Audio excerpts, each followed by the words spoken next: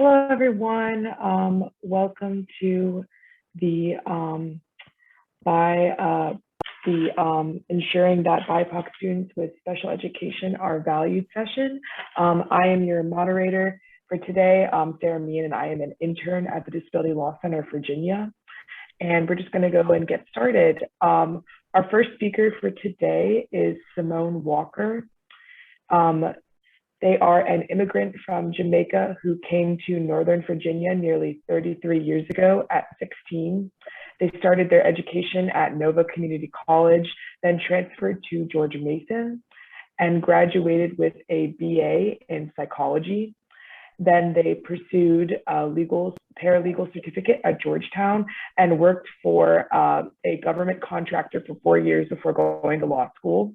They then received their Juris Doctorate from American University, Washington College of Law in 1998, and their LLM in Litigation and Dispute Resolution from George Washington University in 2001. They also worked as a DOJ law attorney, for 20 years, and also as a DOJ mediator for 14 years. And they also started the Arlington NAACP Education Committee and serve as co-chair from starting in 2019, and they are currently serving as the co-chair. They also serve on the Arlington Special Education, PTA, SEPTA Policy Review Committee, beginning in 2017 to currently. And they also serve on the Arlington Special Education Advisory Committee, which is the ASEAC committee.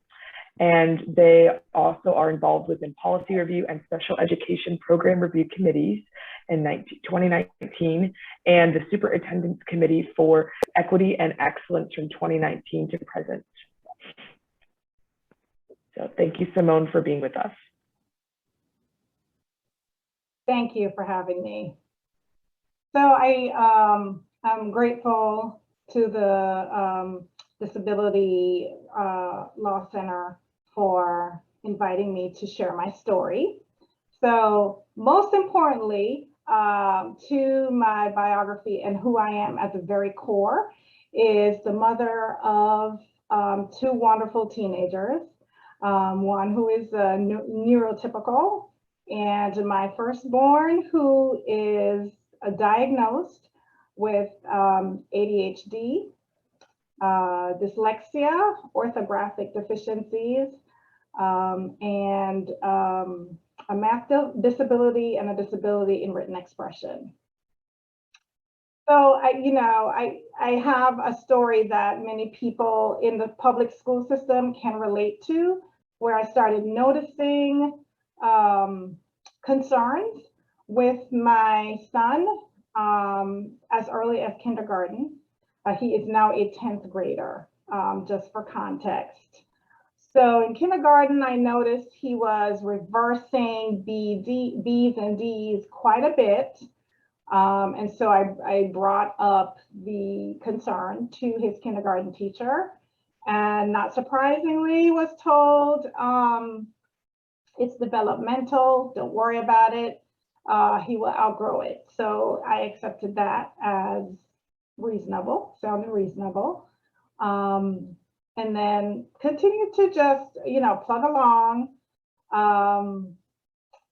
And by the time he left kindergarten and went into first grade, I noticed that he was having a lot of trouble sitting still and all of that. And so we went and had him identified, or diagnosed, I should say, and he did get an ADHD diagnosis, primarily inattentive.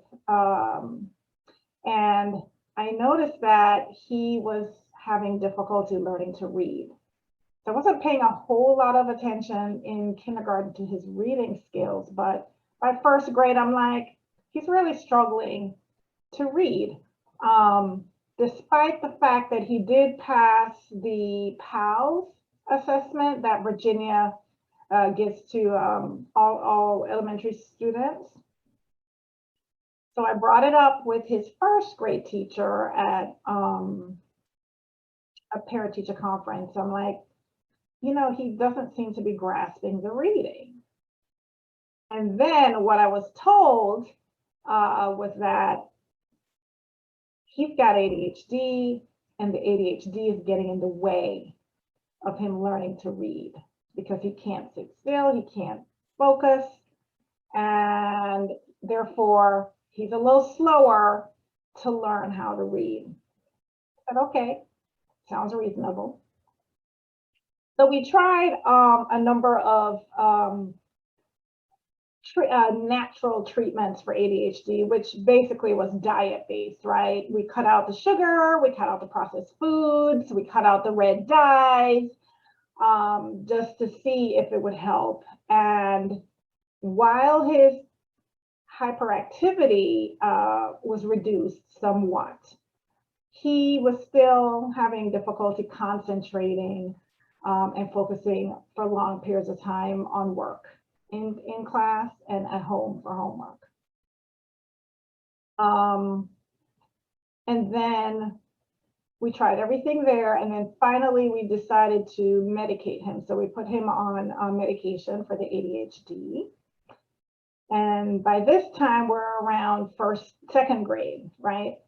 And once we medicated him, we lucked out with that. The first medication we put him on worked well, and he was able to focus and concentrate and work for periods of time, and it was a beautiful thing.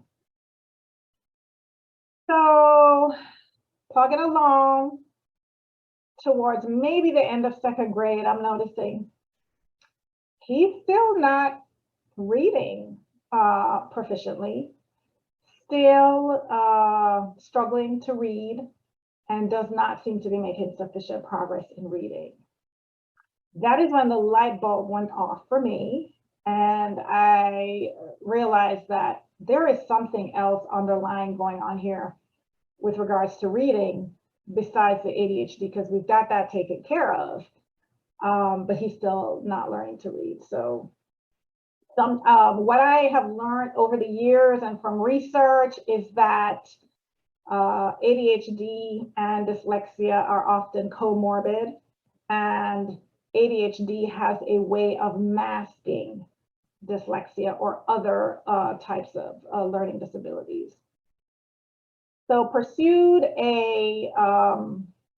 another evaluation for specific learning disability. And this was probably by the whole process took most of third grade, and then I think going into fourth grade. Forgive my memory lapse. My son's now a 10th grader, so the earlier years are a little bit of a blur as far as specificity of time. But we got a specific learning disability diagnosis by the end of fourth grade. And so he was getting reading help at fifth grade. And I am not clear on whether that was Orton-Gillingham based or some other form of structured literacy. I just know they were pulling him out an hour every day and giving him help in reading. He was making progress, but the progress was slow.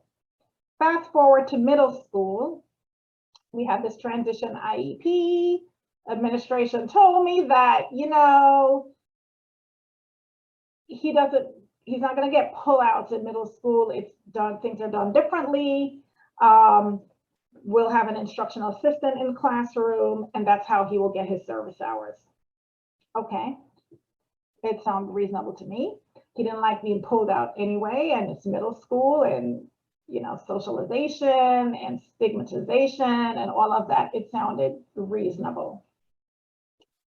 So we're in middle school, and he is really not improving in reading from what I can tell, or writing when I work with him at home.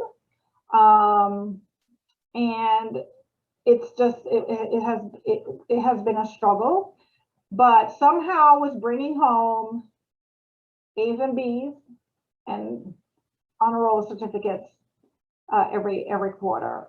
And I'm side-eyeing it like, I know there's more going on with him, and he's not academically at an A or B level. Because as a mother, my instincts, I know, I see his work, I work with him, but nevertheless, plows through.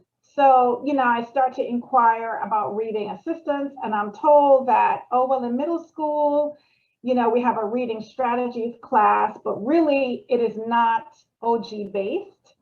It's really just to help him with comprehension and to do the work that he's being assigned in English class.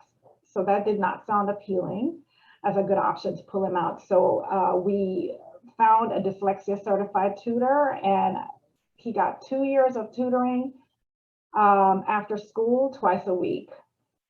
And that's how he made some gains. Fast forward to the end of 7th grade, it's time for another evaluation. And the school district decides to evaluate him. Great, no issue there. But all hell broke loose at our eligibility meeting. So we come back in, they have their reports, and they start congratulating me. Congratulations, Mrs. Walker. Your son is doing so well that we don't think that he needs special ed anymore. And I was like, wait, what? And so they go through their whole spiel. They essentially use the grades, saying he's getting good grades. His classroom teacher came in and said, oh, he's doing phenomenally well. All of that in my mind were overinflated for what I knew was really what his abilities are. And so they really used the fact that I was giving him private tutoring outside of class to outside of school to reinforce him. And based on the fact that he's scoring better than he was before, he has supposedly good grades. And they're saying he doesn't need supports anymore. So essentially, they tried to pull him off of special ed, and I fought it. It became an expensive battle just to give him what he is legally entitled to get. So our system is broken, and I'm really here to plug the need for early identification and evidence-based strategies for remediation for students with learning disabilities, particularly SLD.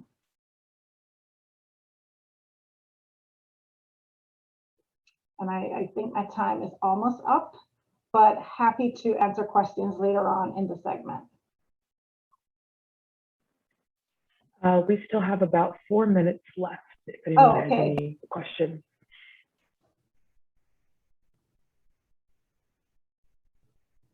Well, I'll just elaborate quite a bit that I think part of the problem also, I think the reason why he was presumably doing so well, I think that they had lower expectations of my son because he was in special ed and because he is Black.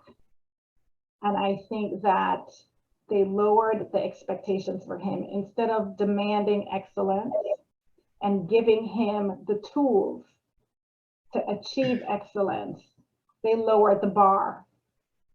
And I'm just grateful that I, continue to follow my instincts and track his work myself to determine that he's still not where he needs to be. But that is definitely problematic.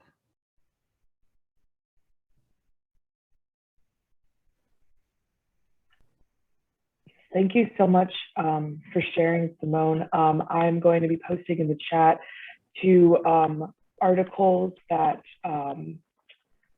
you are featured in. I believe one of them, and the other one is an opinion piece that you wrote. So I'll be putting both of those links in the chat for anyone who's interested in looking at those. Do that right now. And moving on to our next speaker, we are going to be hearing from Monica. And Monica S. Brown is a divorced mom of 3 amazing humans, now 33, 30, and 20 years old.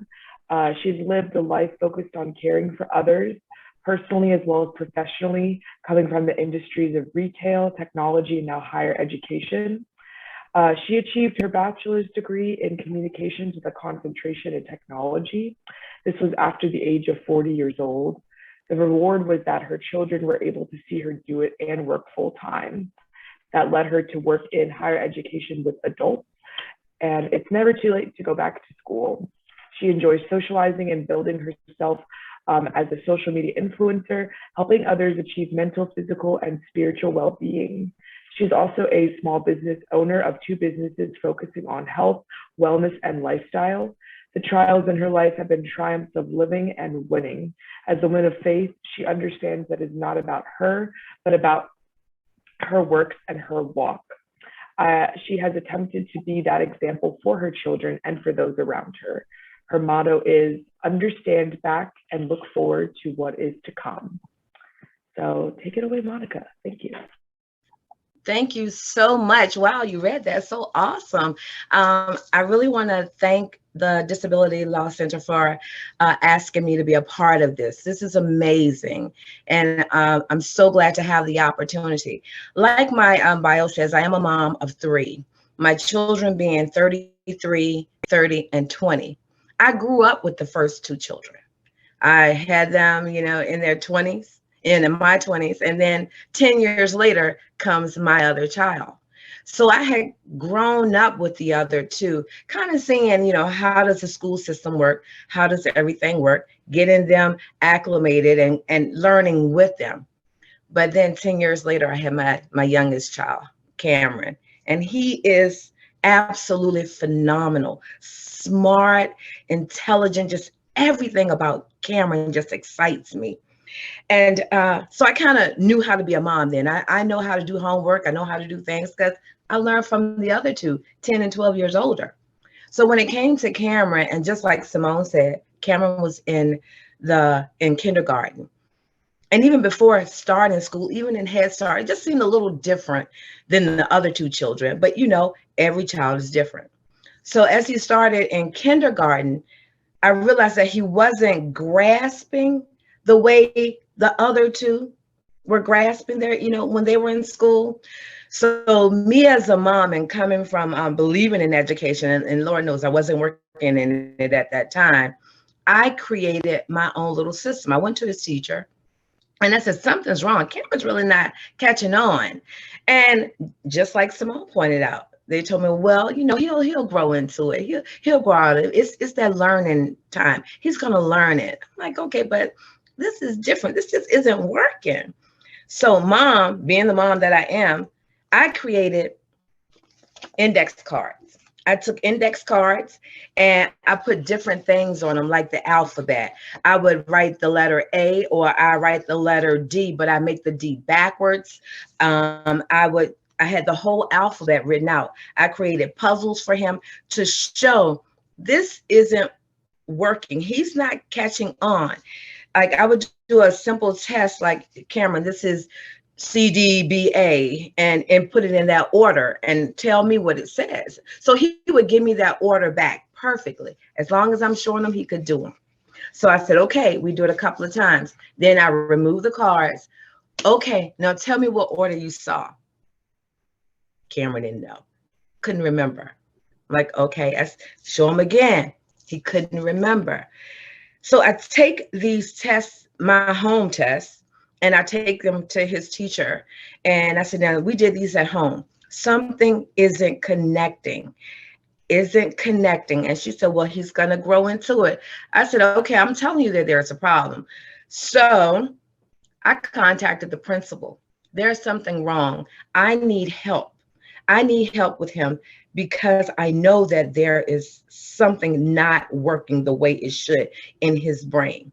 He's very intelligent, very smart, but there's something that's not connecting. The principal told me, same thing, just wait. First grade came. They said, same thing. He's going to connect. He's going to connect. So I reached out to his pediatrician and I asked his pediatrician, you know, Dr. Bowman, shout out to Dr. Bowman, you know, how can I get help for Cameron? Because I'm not getting the help that I need on the education level for him. And I know that there's something wrong. What can I do? Who can I go to?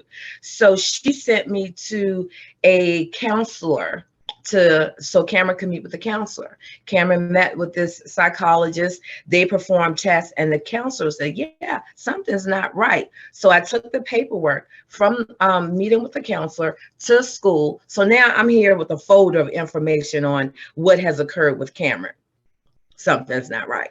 And they finally, okay, well, we're going to do the IEP. They test him.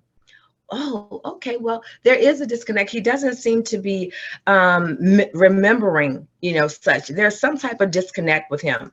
Really? You think so? And then his report cards was coming home that he was easily distracted. So now it's a problem that he's been distracted. No. So long story short, it ended up with the IEP. I attended every IEP meeting. I was a voice. Although you have all these people around you who are professionals and have studied, and I shout out to them, I'm in education. As a parent, I know there was something wrong. So together now we have a team to help Cameron be successful because we want him to make it all the way through. So we met every IEP meeting. If they said, well, Ms. Brown, can you come in on this day for the IEP? And I'm like, if I couldn't make it, we need to reschedule. I didn't allow, now that he was getting the help he need, to step out of it and let them take control. Remaining that parent that's involved in your child's life is so important. So from elementary school to middle school. Now, one thing about the schools, one thing about children, they're growing. So their needs also begin to change. Where in kindergarten and first grade and fifth grade, where Cameron could get that individualized care that was set up with his IEP, where he could sit in the front of the class. When it came to middle school, he was able to get a scribe. With Cameron, he isn't able to retain information when read. That was the biggest thing. So he could read an entire book, tell you everything about it as long as he's looking at it and say, okay, Cameron, what'd you read? He couldn't remember. So now high school comes along. It's different. Still, they're saying he's easily distracted. I'm like, no, he's not easily distracted. I know what this child wants. He wants to be successful. He wants a career in animation and making cartoons and video games, you know, the things the kids do, and he's adamant about video games. But in high school, he took more of an approach that he was involved in his education. So he could say more about what was going on with him. When it came to his IEPs, it wasn't just the professionals and myself, and Cameron was there. Cameron, don't sit back, have a voice, say what you need, what's going on, what would help you be successful, because that's what you want. So Cameron said, well, I think, Mom, it'll help me if I sit in the front of the class, and if I hear the kids making all this noise, and I don't mean to look at them, but it's just bothering me. So Cameron was able to, and of course we had to get all this in writing for the IEP. He would put his headphones in his ear, the little tubes, just to block out the noise, because anything would distract him from being successful. So he would take his test. It didn't even have to be anything on, just in his ear, so he wouldn't be distracted by everything else, everything that's going on in the classroom. Cameron's grades improved. At one point in middle school, where he had to have a scribe, he was then able in high school to have longer times to get his work done. It helped him. And he was like, this is working, Mom, this is working. But the main thing for Cameron, when I think about him being in kindergarten to high school, he always wanted to do his best for me, not himself, but for me. And when he didn't do his best, he would get so upset. You could see I don't want to say anxiety, we could call it that, the nervousness, the rushing, the crying. He would cry because he was so upset that he wasn't doing how other children were doing. And oh Lord, in high school, when you think about taking driver's education, that's a written test. Cameron took the written test 3 times. He's 20 years old now. He still hasn't passed that driver's test. When he gets it, he can do the pictures and everything. But when it comes to reading it out, he knows it. He can recite it to you. But if it's written, he can't answer that question. So he fails the driver's education test. It affects our children in so many ways. Now we're looking at the future, and we concentrate on that. With Cameron, and what we develop now is first finding that sense of balance, the balance to be able to understand, comprehend in your way, take it slower. Don't worry about what other people say on the left or the right. It's about you. You are intelligent. You learn your way. My child created an animated cartoon in 11th grade with classical music and everything. Who does that? He does. He just needed guidance. One thing that I found important, that when it came to those IEP meetings, is that when it's time to graduate, and now working in higher education myself, many schools will not accept a special education diploma. Fight for at least a standard diploma so you will not hinder your child from success, but help them be successful. And I'm pleased to report that now Cameron is majoring in graphic design. He's at Norfolk State University, but to get there, because his grades were low, he had to attend community college first. He went to community college for 1 year so he could take general education courses, but I took his IEP with him so he could have the help that he needs now as a college student and take that so he can be successful. And from the community college and being transferred into Norfolk State University now, he is working with his IEP at Norfolk State, majoring in graphic design, loving life. Mom can relax because she knows that even on a college level, he has the help he needs. What they provide for him now is he leaves out to go take his test to their area they call Oasis, if you haven't heard of that. He's in Oasis for his classes. He sits in the front of every session in school. His instructors know what he needs, and he's doing great. As a mom, I was concerned about him being away, in college and college life and dorm life. But I wanted him to know that he's amazing, and you're not like everyone else, but you're like everyone else. And that means you're elite. You are a phenomenal young man, and you can do everything. You can do everything you want to do. So we have to stay with our children from IEP, from when they first start to who knows when it ends. I'm waiting for the day when he graduates from college and I get to hug him and I say, yes, you're a college graduate. The IEP system is wonderful, but for our children, we have to stay involved at every step of the way. That's all I got.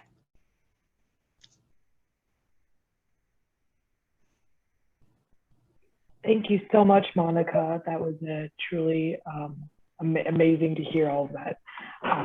We still have about 2 minutes left if there's anything further you'd like to elaborate on. The only thing that I would elaborate on is providing our children with the confidence and letting them know that they can do it. You can do it. If they need to cry, let them cry, and then ask them, what do they need? And as a parent, we know what we want our children to have, but our children know what they want to have too. So keeping them involved every step of the way and continuing to provide them with the support and the encouragement will and motivation and inspiration is what's going to get them to where they want to be and can be. It's truly inspirational. Thank you, Monica. And now we are going to move on to our next speaker. Our next speaker is Cheryl A. Poe. Cheryl has her bachelor's degree from Virginia Wesleyan College in therapeutic recreation and a Master of Art of a degree from Norfolk University in urban education and counseling. Ms. Poe is a passionate advocate who has walked the walk as a parent of a Black African child with a disability and understands the fears, trauma, and struggles that parents face. With over 15 years of various mentorships, training, and experience, Mrs. Poe has become a nationally recognized special education advocate and expert. She has vast experience serving on various special education boards, as well as being board members and as well as being board members on different councils involving parents, advocates, attorneys, just to name a few. She was on the National Allies for Parents in Special Education as a board member. She was also on the past co-chair for the Social Racial Equity Committee. And she was a past chair for the National Association for the Education of African American Children with Learning Disabilities, and there are many more. And she was also a guest trainer for the Special Education Advocates, and as well as a presenter at the National Allies for Parents in Special Education 2018 inaugural conference, and a presenter at more institutes as well. So I'd like to give a warm welcome to Cheryl A. Poe. Ooh, am I here? Hi, everyone. I am glad to be here with everyone today. And I am also very pleased and grateful that the Disability Law Center of Virginia has decided to now really take into account the needs of Black and Brown students with disabilities in the state of Virginia, and for providing spaces like this for conversations that can be real and raw. And so my presentation, and I also want to thank the two parents that went before me.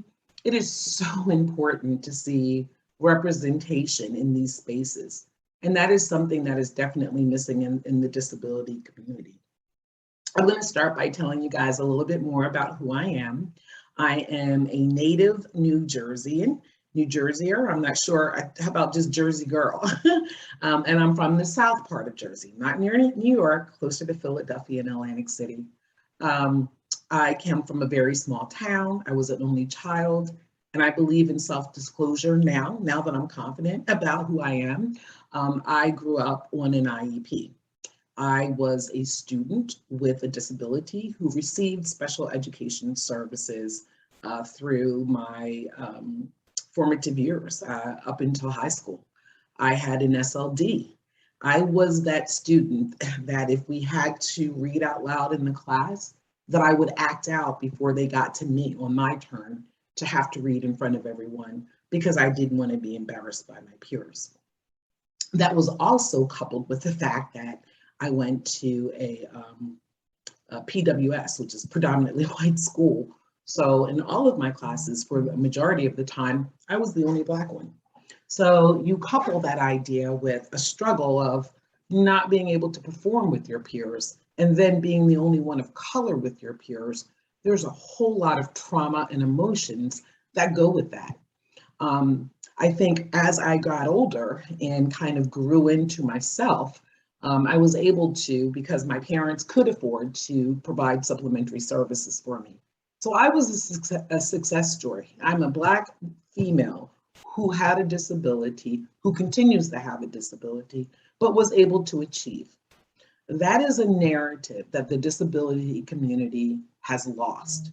We do not, in the disability community, in the advocacy community, have opportunities where people are discussing how we can thrive as Black individuals or Brown individuals in the special education process.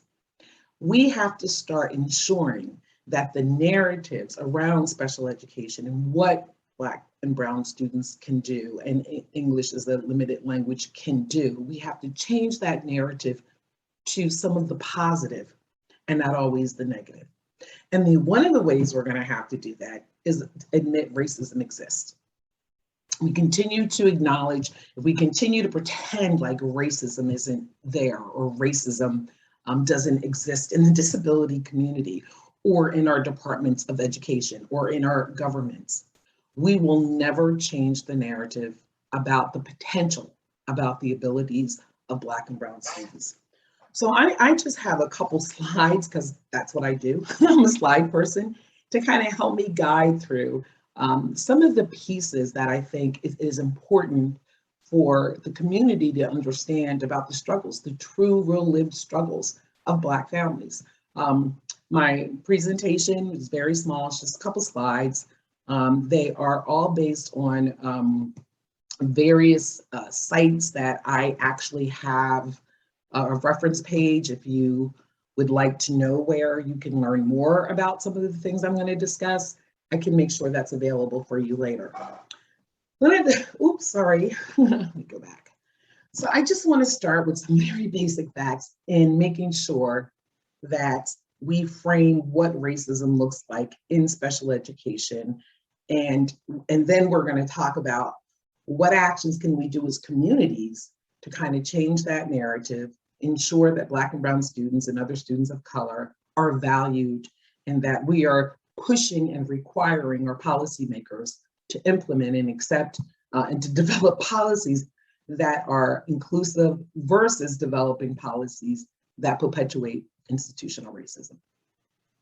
So the learning and development of Black and Latino students are impaired by racism. So let me tell you about what that means. Think about the example that I just said. So coupled on the idea of I knew I was not going to be able to read when I was growing up in that classroom setting because of my disability, I then also had to figure out within myself how to navigate the feelings that not only can I read like everyone else, I don't look like everyone else. So you're sitting, so imagine what that does to you. So you're sitting in a setting where you're supposed to be performing equally. We're supposed to be considered as equals, but you're the only one that looks like you in your class, and you're the only one that's not reading on grade level at that point, from what you think. That does impact. Racism does impact a person's ability to develop. There's tons of research out there that supports that there is a biological change, right? That is based on stress, which is my next point.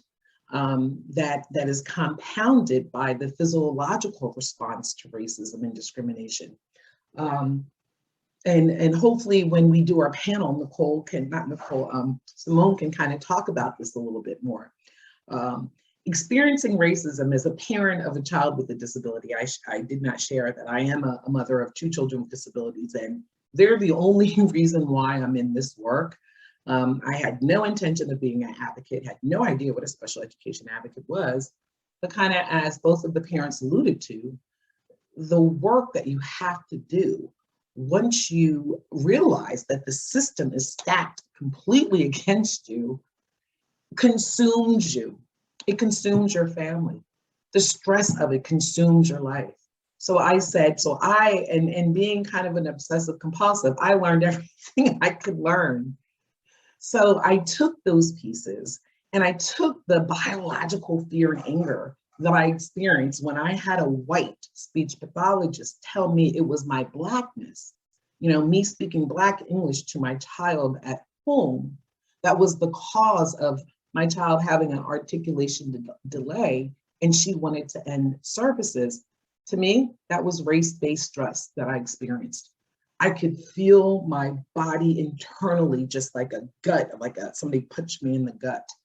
And then a sense of also freezing, because my natural response, Jersey girl, was to leap across the table, right? So that idea of, oh my God, I can't believe she just said that.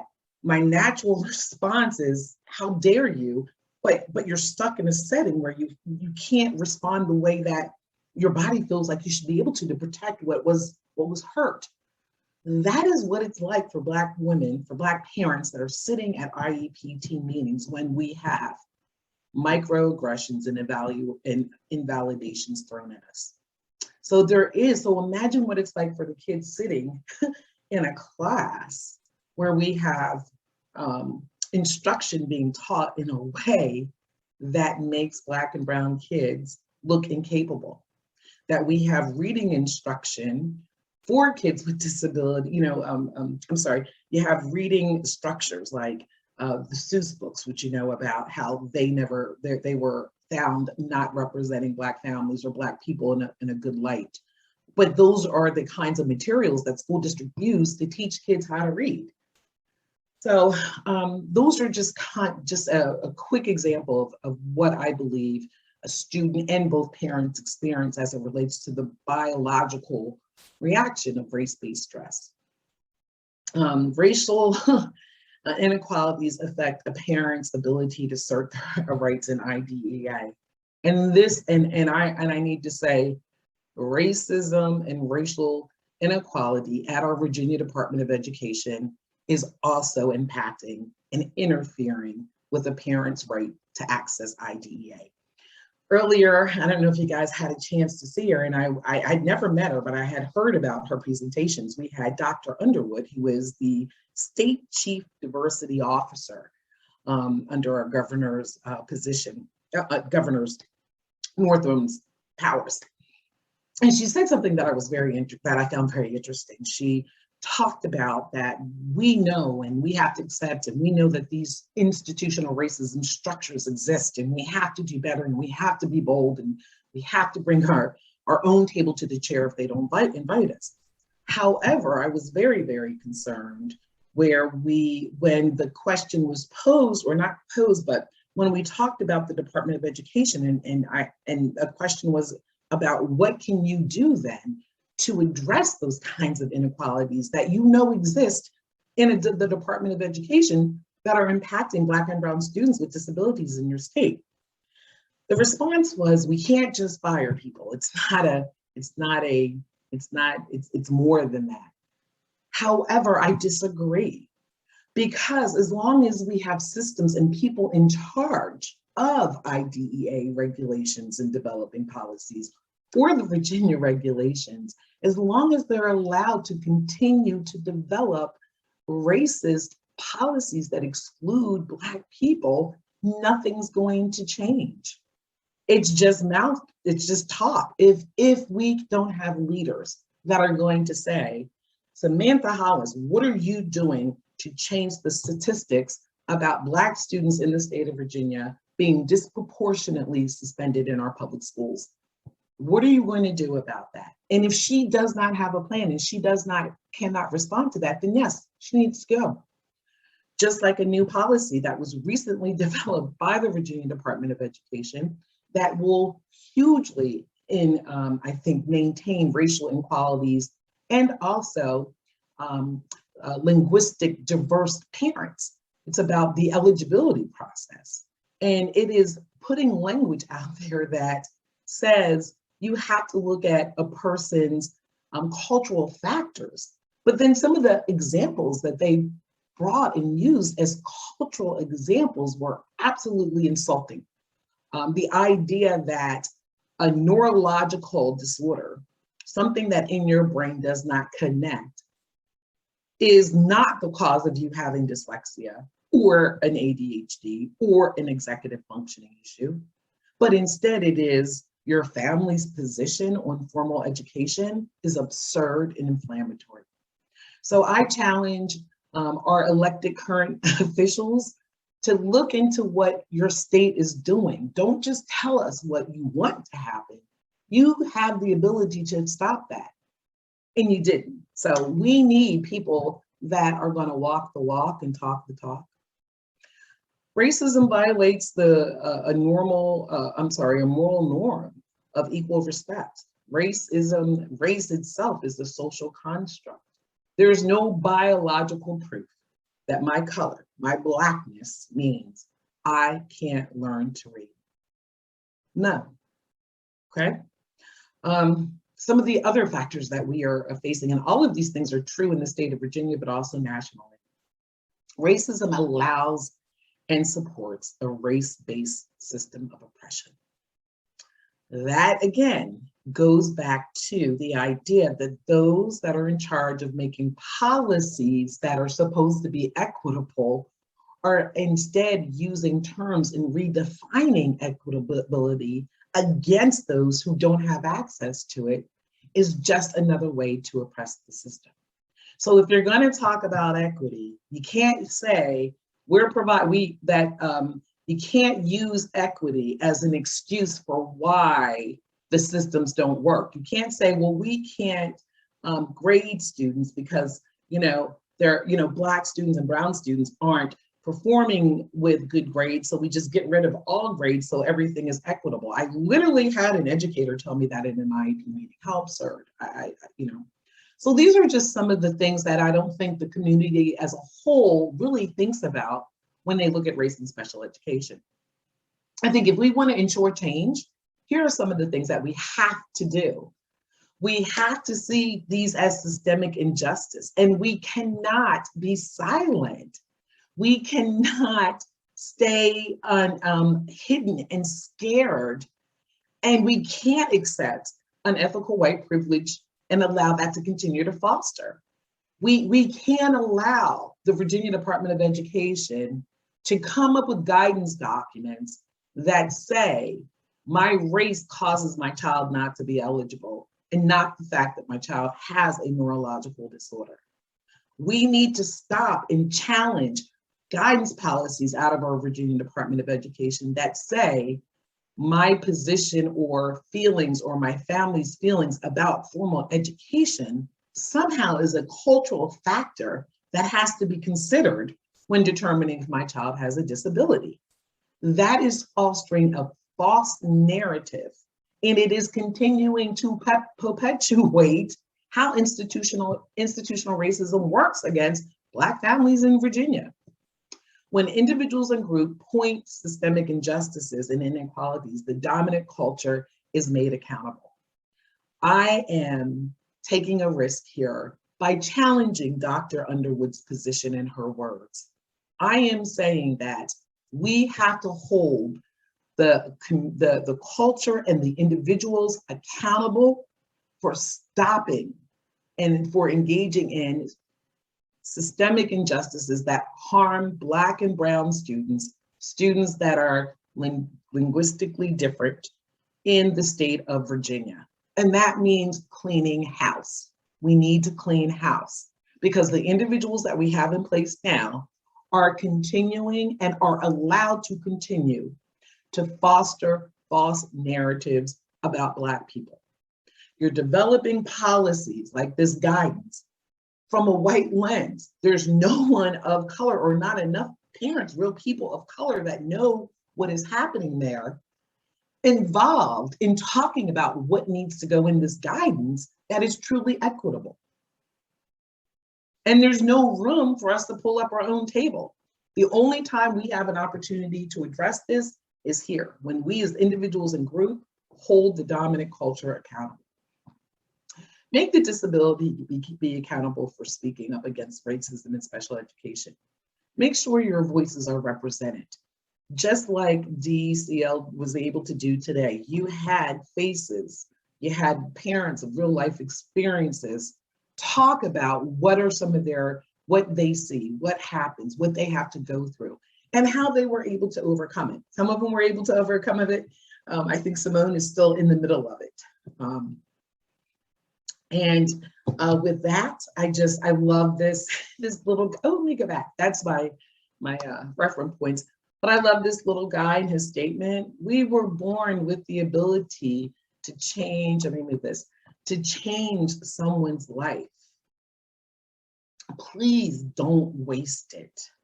Everyone in here listening to this presentation has the ability to step up and say something to those that make policies, whether it be in your state, whether it be in your own school district, and also, of course, nationally, to say no to policies that you know aren't going to help, that are going to perpetuate false narratives, that are going to continue to exclude Black voices in the disability community.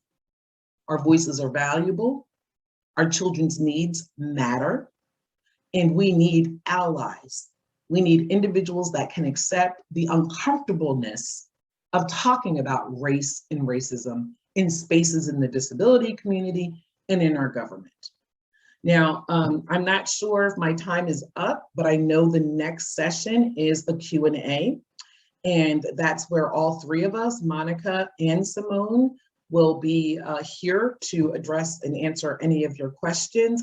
I don't know if I don't know where my time frame is. Am I right at my time mark? No, we start a little bit later, but Okay. there's still 11 minutes left, but if you'd like to have that carry over into the panel session, that's totally fine as well. Yes, I would love to have that carry over to the panel section, because I would also like the parents, and I'd like to hear those that presented like their stories.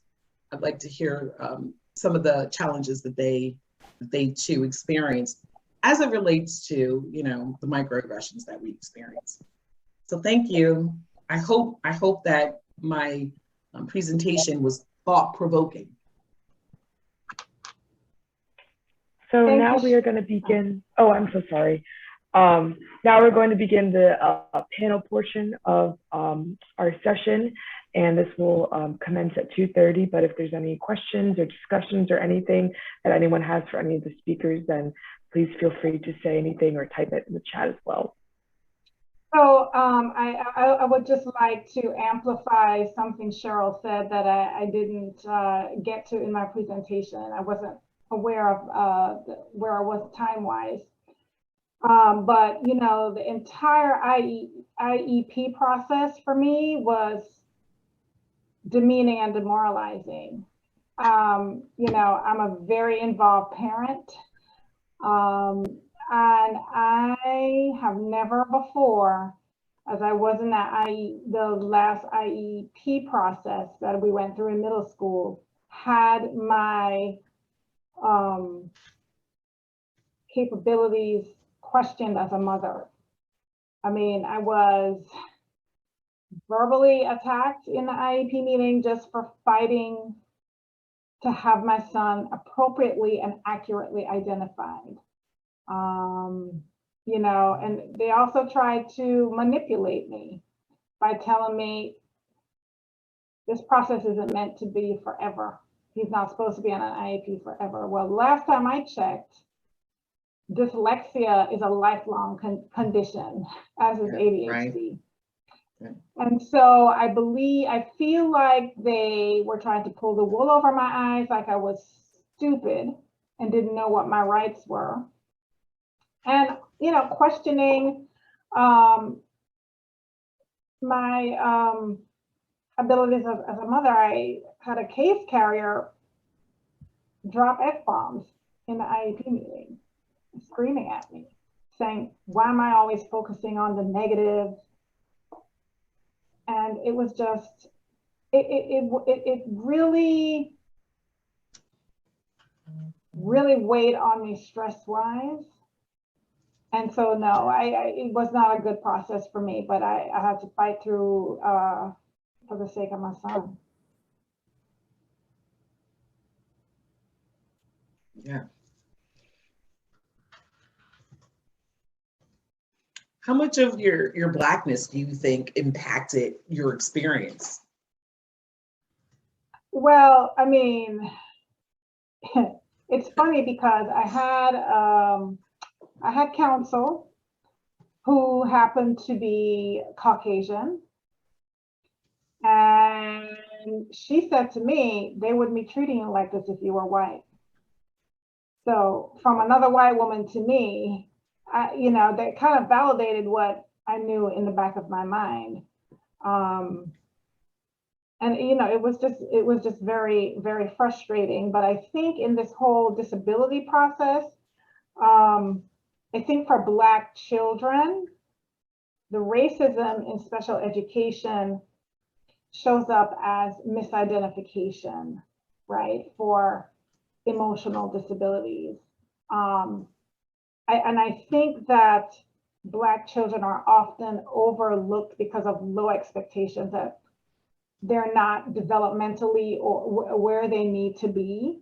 And I think they're overlooked for possible learning disabilities because of a narrative that there's no expectation that they should be as far along as their white peers in terms of reading, writing, speech, etc. And so it is very frustrating. I mean, even when I had to go and get an IEE, which is an independent, everybody here knows that, I'm sure, independent education evaluation, that came back that he's several years below grade level, which confirmed my instinct that he's not where he needed to be, despite all the A's and B's coming home and honor roll certificates. Yeah. Really. Even the psychologist said to me, I trusted her diagnosis, but she said to me, you should probably pursue a standard degree and not an advanced diploma for him. Go for the standard and not the advanced. And I even had to, in my mind, battle with how much of that advice is accurate based on his intellectual abilities and his intelligence, or how much of it is really a continuation of the racism that he's not up to par, or he's unable to do it. So these are the things that Black parents have to deconstruct and battle with. We don't get to just focus on the disability and the objectivity of the disability. We're always having to deconstruct whether racism plays a part in it, how much of a role is it? And so it's very difficult. Great points. Yeah, great points. I just want to go off of what's in the chat just to address that. Valerie asked, from what Cheryl discussed, do both Monica and Simone, as parents of children with IEPs, feel that being a person of color had something to do with the fact that you cry for help when that your cry for help went unheard until you started roaring? And Monica addressed that in the chat as, yes, as a mother of a Black son, he is already born with challenges. Our Black males are told to protect and deal with things. As a mother, I teach, don't settle. And I don't know if Simone or if Cheryl, if you had anything to add to that question. Well, mine was pretty overt when they say, I'm not sure if you're speaking Black English at home to your child or if it's articulation. I mean, if I were white, you wouldn't have said it, right? And so, it's okay. I'll let you guys go. Maybe yours was more subtle. It's hard to tell sometimes because, I have a network of other parents that I talk to who also have children with dyslexia, and sometimes some of them are white and they still have the same battle. So I think there's a general issue with SPED and how the state and IDEA treats specific learning disabilities. That's very frustrating for every parent, no matter what race you are. But,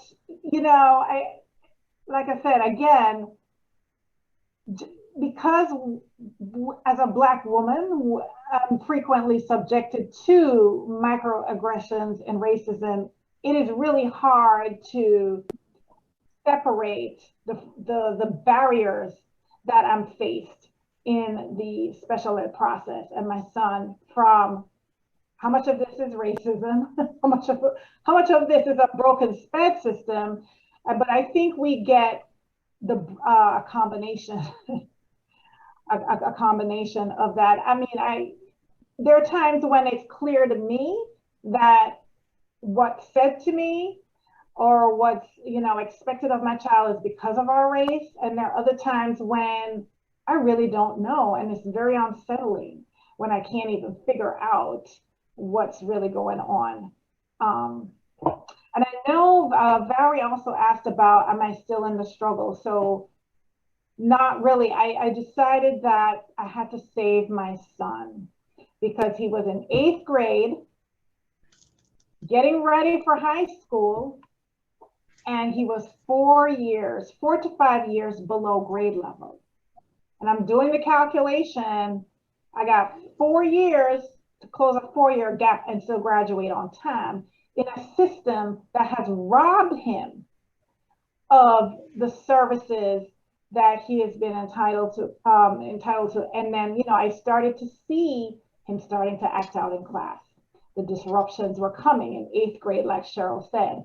Rather than being called on to read, he's throwing paper and walking out the classroom. And so I am keenly aware of the school to prison pipeline and of the correlation between literacy and incarceration, illiteracy and incarceration. And I decided, I have to save my child. He is at risk.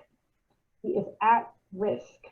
And basically the textbook case of what happens to young Black men with learning disabilities that don't get the help that they need. So I pulled him out of public school, and he is at a private school specifically for students with dyslexia, and he is getting the help that he needs now and the services that he needs now.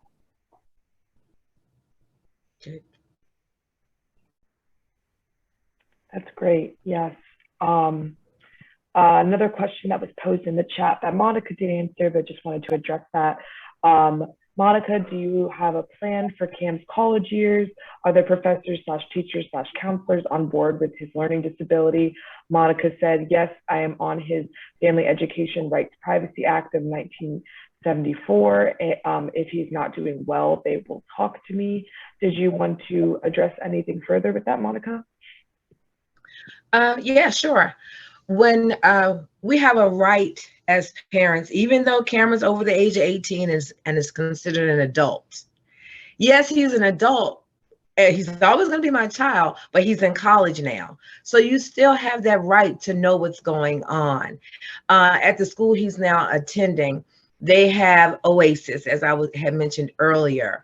So for each one of his professors, they had to acknowledge that Cameron has an ability to learn differently. And once you get all of that on file, even the head of the organization there has her own different abilities, and they work so closely with those children. Anything that's going on with him as he goes through this freshman year in college, knowing that as a freshman, you already go through a lot in college, but now you're doing it with someone who has a different learning style. You staying involved is the best thing you can do. I can see what he gets on his quizzes, what he gets on his tests. If he is falling behind, they have offered audio books for him if he needs them. Whatever he needs, it's available to him. And some things that I didn't know about as a parent, like even with DARS, and I can't think of the acronym now for DARS, but of course they work with they work with everyone with abilities and challenges. They are helping him also. So when it's time for him to get employment in his field of graphic design, he still has the help to find a company, an organization that will recognize his ability to provide and be an asset in the workforce.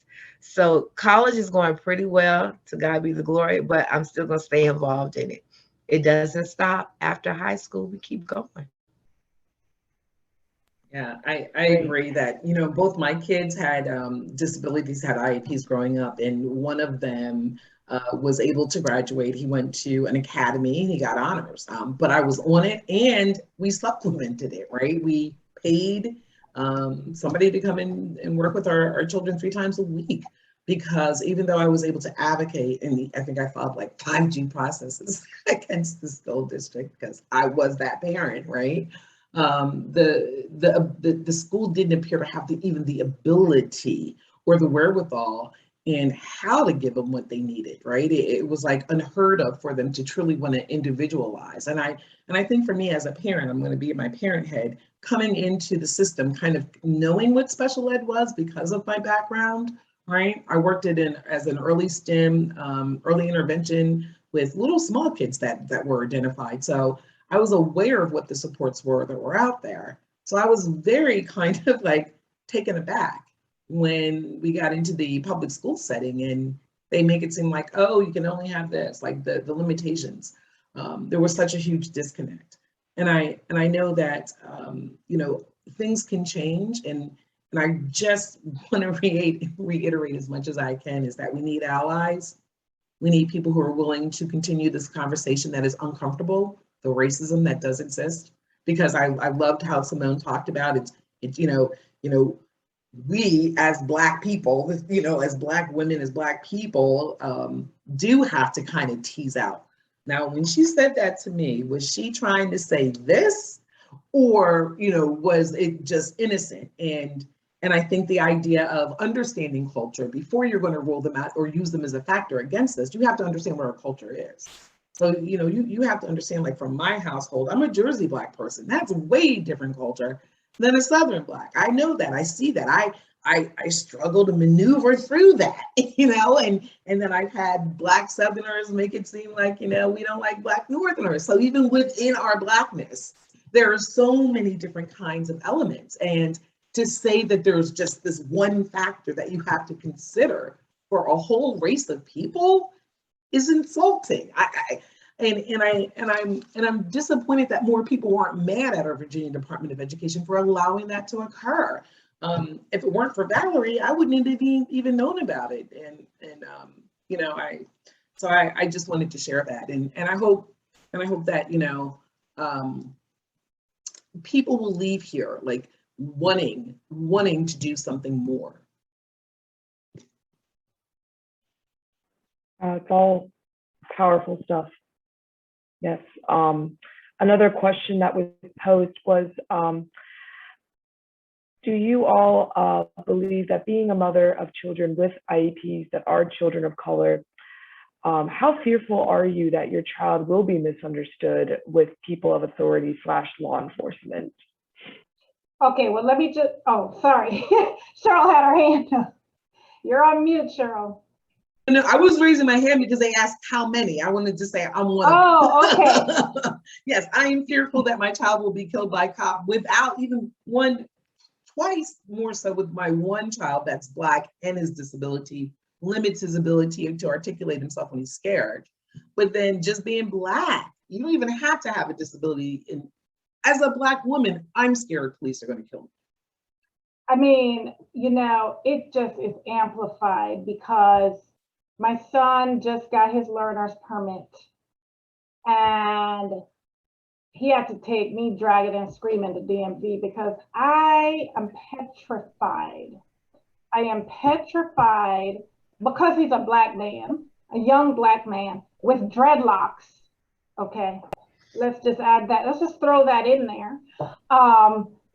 But the ADHD really does complicate his interactions in terms of sometimes how he might respond to you know, controversy, right?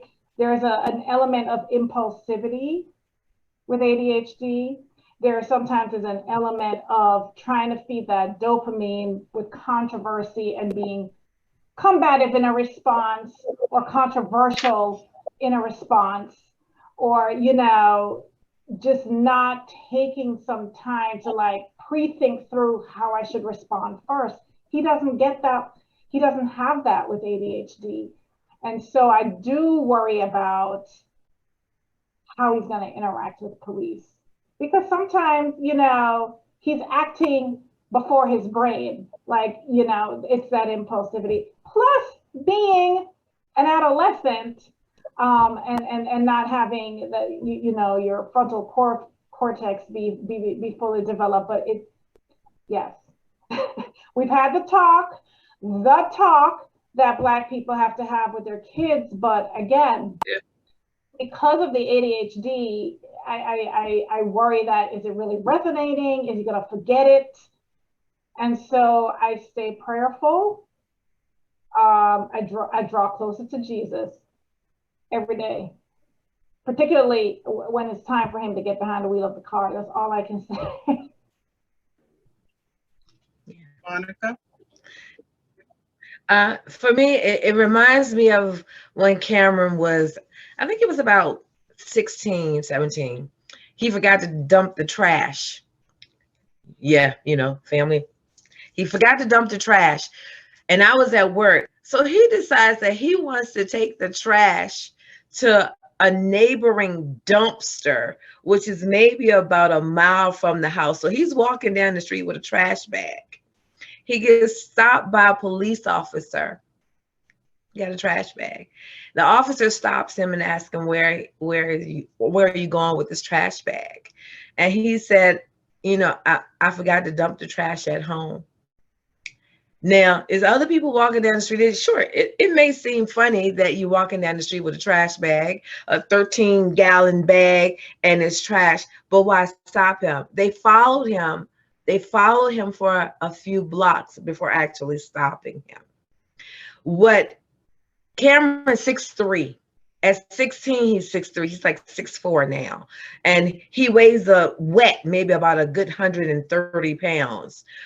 And they stopped him. And that hurt my heart to know that no matter what he does, he's tall, he's dark skinned, he stands out in the wrong way. So I tell him, and I've told him, if ever you're stopped, if something doesn't seem right for them stopping you or saying something to you, the first thing out of your mouth, I want you to look them eye to eye. I want you to have your hands in front of you and say, officer, I understand you're stopping me for a reason, but I just want to know why. To show that you're not without common sense, that you know that you are being judged already without even opening your mouth. You're already being judged. Don't be silent. Don't be disrespectful. Be respectful, but let them know that you recognize that you are being stopped for a reason, and ask. Ask with your hands, ask with your mouth, ask with your eyes to let them know you're paying attention. And unfortunately, he has to go through life like that. So yeah, it exists. It's common. And next time, just remember to dump the trash.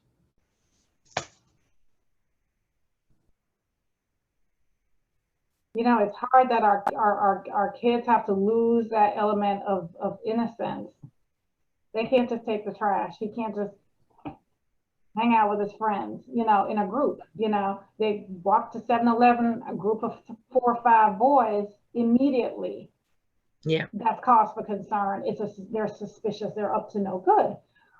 Whereas, you know, a group of 5 white boys or 5 white kids don't draw that suspicion. And so our kids just can't be kids because of the racist society places extra burdens and responsibilities on them to act a certain way, to be polite to the police, to always be on guard, you know, as how you're coming across, you know, to try to groom yourself a certain way. And it is, all of that impacts our health, our mental health, as Black Yes. people. Mhm. And, you know, it's just, these conversations aren't being held enough in our society, in our And can I just schools. jump in? Yep, I just wanted to jump in and add to that, you know, one of the things that I'm so glad that we are having this conversation, because I think what we are discussing and sharing now is so very, very valuable. And it's valuable to the Black community. It is valuable because one of the things within our community that I struggle with is getting rid of the myths that special education is horrible for our kids. Or, I mean, I know what the data says. The data recognizes that there are some discrepancies and disparities as it relates to placing our children into ID or saying that they're emotionally disturbed.